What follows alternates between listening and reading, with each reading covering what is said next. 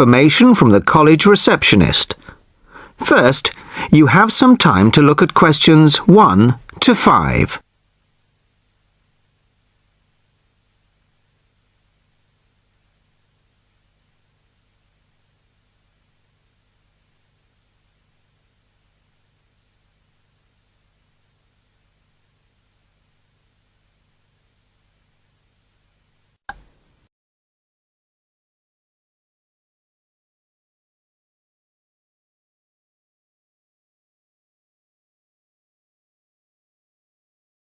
Now the test will begin. You should answer the questions as you listen, as you will not hear the recording a second time.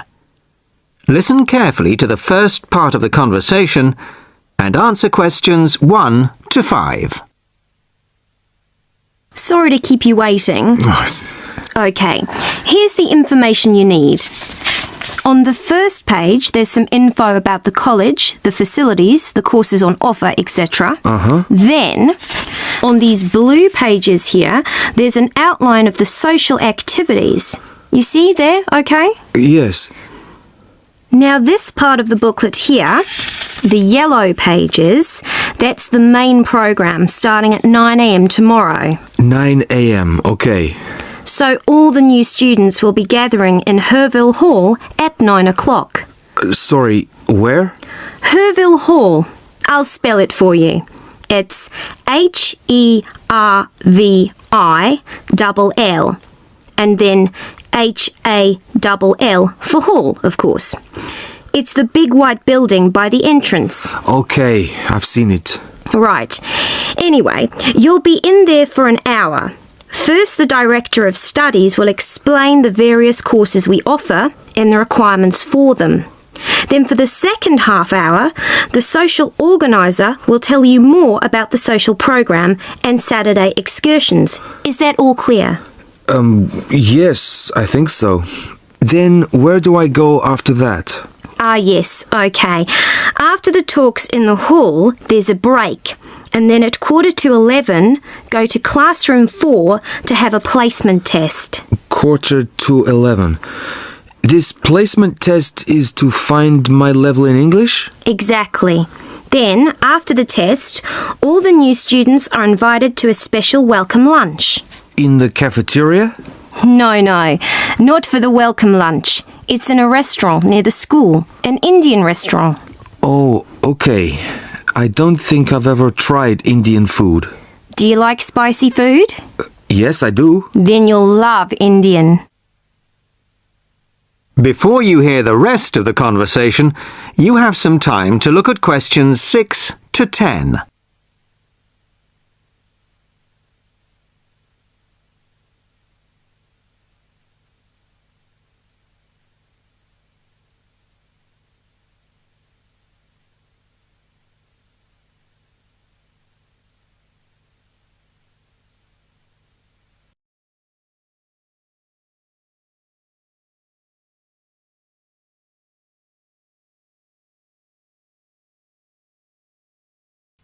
Now listen and answer questions 6 to 10.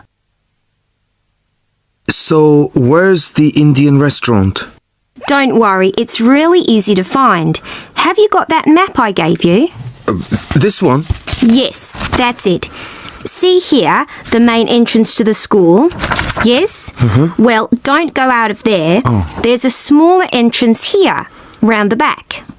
Oh, yes, I see. Okay, so you go out of there, past the phone box, and then turn right into this road here, the one that goes along the side of the park. You'll see a supermarket on the left, and then it's just after that on the right. It's quite a big place. You can't miss it. Okay. And one more thing. Is there a post office near here? Post office? Oh yes, of course. Just the other side of the park. Go through the middle of the park and it's there by the park entrance. Thanks a lot. You're welcome. Oh, there's a good cafe near here too. Very popular with the students. Just there. You go out of the main entrance into Varley Road, Then turn left at the bank and it's at the end of the street. They do amazing coffee. That's great. Thanks very much. No problem. Enjoy your course. Thanks again. Bye. That is the end of part 1. You now have half a minute to check your answers.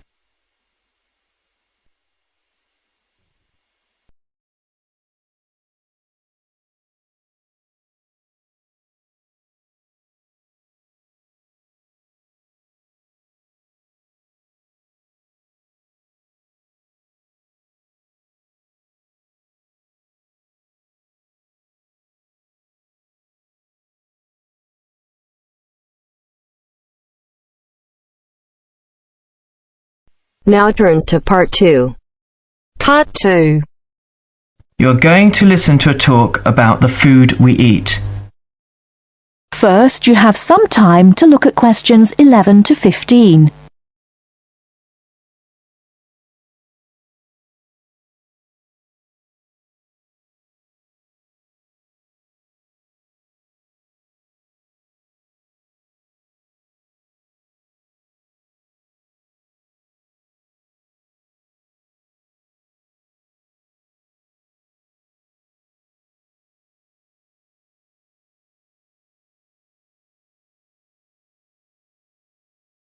Now, listen carefully and answer questions 11 to 15. Welcome to The Food We Eat, sponsored by Safeway. Increasingly, we know more about the effects of our eating habits and lifestyles on our health. While new information can change old ideas, the news stories can often be confusing. At Safeway, we try to help customers not only in the range and types of food offered, but also by providing up-to-date, reliable information in areas we know are of interest and which relate to the diet we eat. Today, we are going to talk about sugar. Recently, doctors have been advising us to eat less sugar. The health recommendation to use less sugar is for 2 reasons. Firstly, for the sake of our teeth, since the amount and frequency of sugar consumption links to decay. Secondly, as sugar is a good source of calories, it can easily be a problem if we tend to be overweight. The dental risk is because bacteria which occur naturally in our mouth feed on carbohydrates, sugar and starch, to form plaque and acid. Plaque is a sticky coating that prevents the bacteria being removed by saliva. The acid attacks the tooth itself. This takes time, however, so the trick is to avoid sticky foods like sweets, which stay around in crevices feeding the bacteria. Before you hear the rest of the talk, you have some time to look at questions 16 to 20.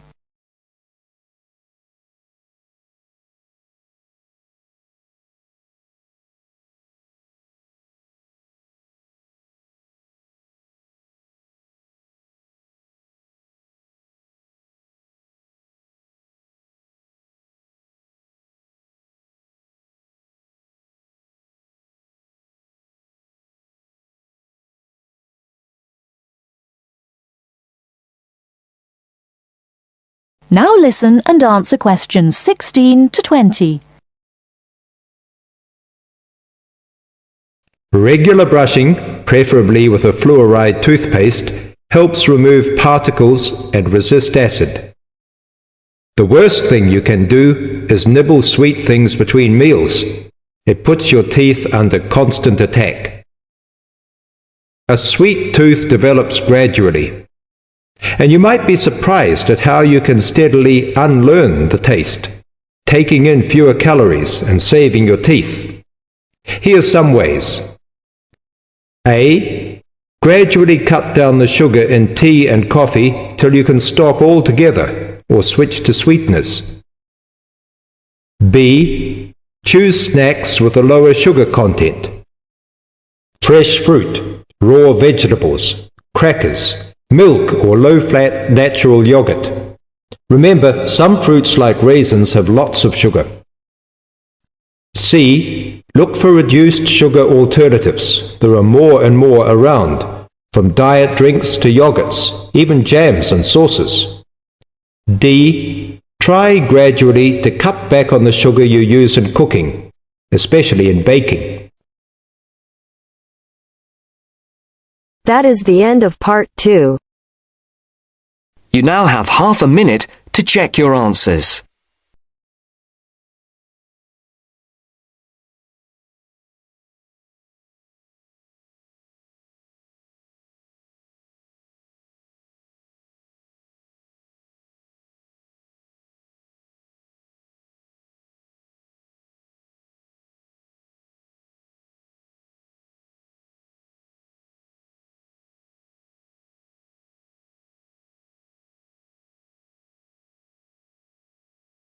Now turns to part 3.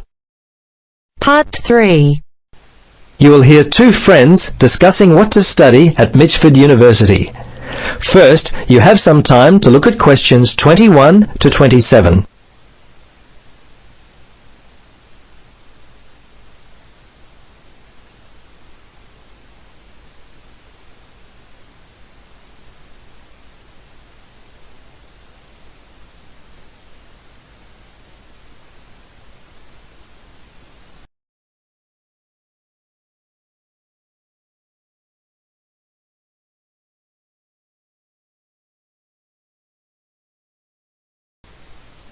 Now listen carefully and answer questions 21 to 27.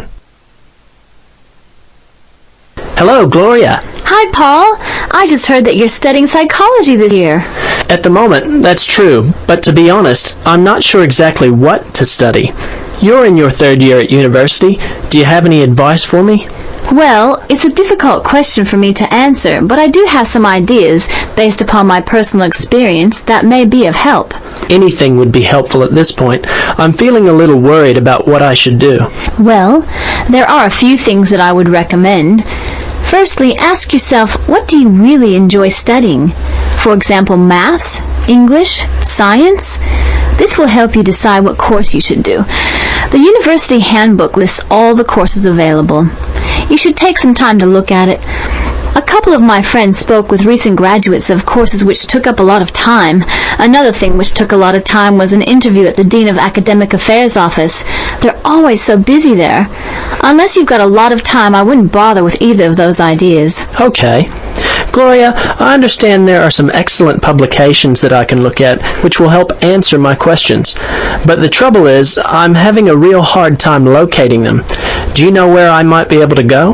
Yes, I encountered this very same problem when I was deciding on what to study. I managed to locate a few excellent books that really helped me to decide what was best for me. Now, some of the details will be a little inaccurate. That's no problem. If you could just remember the titles, I'll be able to look them up at the university library. Now, let me just get my pen. Okay, ready? All right. The first book I found was What Should I Do? It was written by Paul Smith, and I believe it was published in 2000 by Smith Brothers. I think this was the best book I read, although Judy Newton's Choosing University Courses was also an excellent help for me. Can you remember what year that one was published? Let me see. Most of the books I read were published around the same year, 2000, I think. I can't remember who published it. I think it was Printers Limited. You'll have to check that one out yourself. No problem. This is just what I've been looking for. Anything else you could recommend? Yes, there was one other book which I remember because my cousin works for the publishers Brown and Tate. He started there in 2002. Anyway, the book's called Surviving University and was written by Julie White. It's an excellent book which came out in 2004. I certainly recommend it. Before you hear the rest of the conversation, you have some time to look at questions 28 to 30.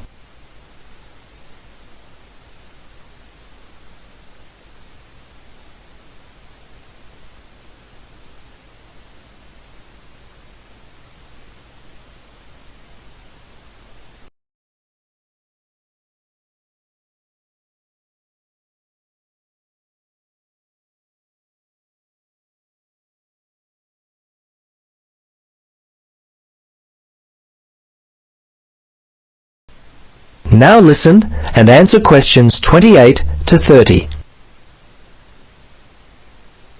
Gloria, this discussion has been so helpful.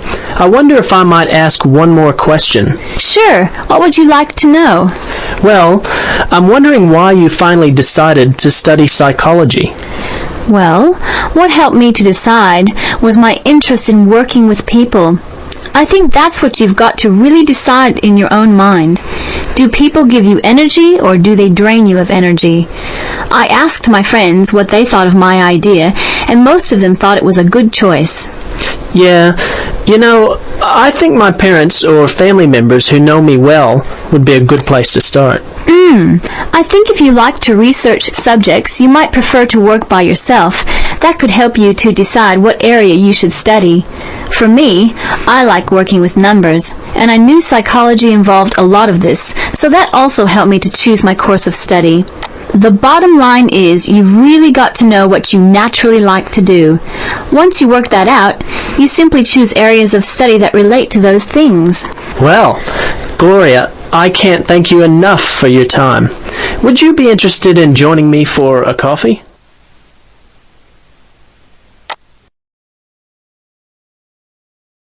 That is the end of part 3. You now have half a minute to check your answers.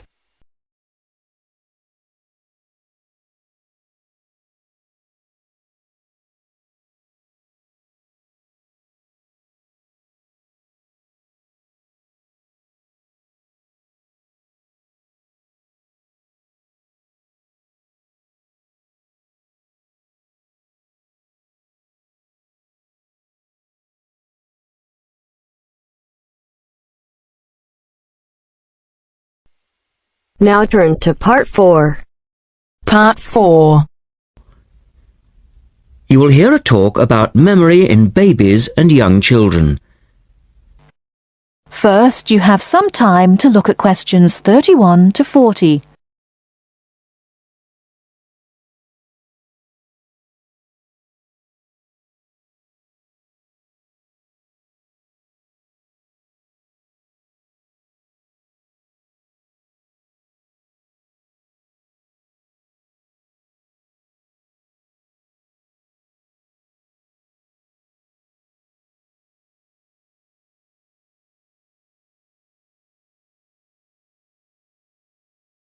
Now listen carefully and answer questions 31 to 40. We're going to look today at some experiments that have been done on memory in babies and young children. Our memories, it's true to say, work very differently, depending upon whether we are very old, very young, or somewhere in the middle. But when exactly do we start to remember things? And how much can we recall? One of the first questions that we might ask is, do babies have any kind of episodic memory? Can they remember particular events? Obviously, we can't ask them, so how do we find out? Well, one experiment that's been used has produced some interesting results. It's quite simple and involves a baby in its cot, a colourful mobile, and a piece of string. It works like this. If you suspend the mobile above the cot and connect the baby's foot to it with the string, the mobile will move every time the baby kicks. Now you can allow time for the baby to learn what happens and enjoy the activity. Then you remove the mobile for a time and reintroduce it sometime from 1 to 14 days later. If you look at this table of results, at the top 2 rows, you can see that what is observed shows that 2-month-old babies can remember the trick for up to 2 days, and 3-month-old babies for up to a fortnight. And although babies trained on one mobile will respond only if you use the familiar mobile, if you train them on a variety of colours and designs, they will happily respond to each one in turn. Now, looking at the 3rd row on the table, you will see that when they learn to speak, Babies as young as 21 months demonstrate an ability to remember events which happened several weeks earlier. And by the time they are 2, some children's memories will stretch back over 6 months, though their recall will be random, with little distinction between key events and trivial ones. And very few of these memories, if any, will survive into later life. So, we can conclude from this that even very tiny babies are capable of grasping and remembering a concept. So, how is it that young infants can suddenly remember for a considerably longer period of time? Well, one theory accounting for all of this, and this relates to the next question we might ask, is that memory develops with language. Very young children with limited vocabularies are not good at organizing their thoughts.